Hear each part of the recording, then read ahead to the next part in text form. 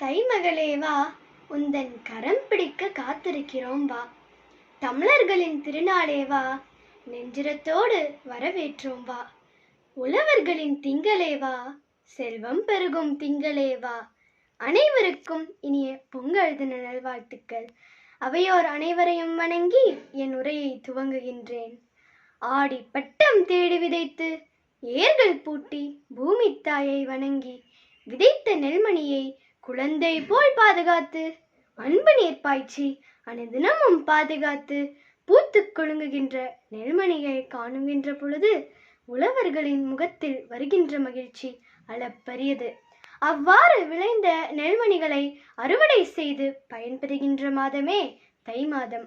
உழவர்களின் உழைப்பிற்கு கிடைத்த ஊதியமான நெல்லின் புத்தரிசியோடு பால், சர்க்கரை, நெய் ஆகியன சேர்த்து புதுப்பானையிலிட்டு புத்தடுப்பில் கொதிக்க வைத்து இந்த உலகிற்கே உணவளிக்க ஆதாரமாக இருக்கக்கூடிய சூரிய கடவுளுக்கு பொங்கலை படைத்து நாம் கொண்டாடுகின்ற இந்த இனிய விழாவே பொங்கல் பண்டிகையாகும். உழைக்கும் தமிழ் மக்கள் பயிர் விளைச்சலுக்கு காரணமாக இருக்கக்கூடிய அனைத்து உயிரினங்களுக்கும் நன்றி செலுத்துகின்ற நாள் தைத்திருநாள். வான்மழையின் உதவியால் ஆடி மாதம் முதல் கடுமையாக உழைத்து சேர்த்த நெல்மணிகளை மார்கழியில் வீட்டிற்கு கொண்டு வந்து தமது உன்னதமான உழைப்பினுடைய பயனை நுகரத் தொடங்குகின்ற இனிமை பொருந்திய நன்னாள் இப்பொங்கல் திருநாள். அது மட்டுமல்லாமல் உழவின் முக்கியத்துவத்தை பறைசாற்றக்கூடிய நாளாகவும் இத்திருநாள் விளங்குகின்றது. ஆம், உழவு தொழிலே சிறந்தது என்பதை உழுதுண்டு வாழ்வாரே வாழ்வார், மற்றெல்லாம் தொழுதுண்டு பின் செல்பவர் என்கிறார் திருவள்ளுவர். அதாவது உழவு செய்து அதனால் கிடைத்ததை கொண்டு இவ்வுலகில் வாழ்கின்றவரை வாழ தகுதி படைத்தவர். உழவு தொழில் செய்யாத மற்ற அனைவருமே உழுபவரை தொழுது அவரிடமிருந்து உணவை பெற்று அவர் பின் செல்கின்றனர்.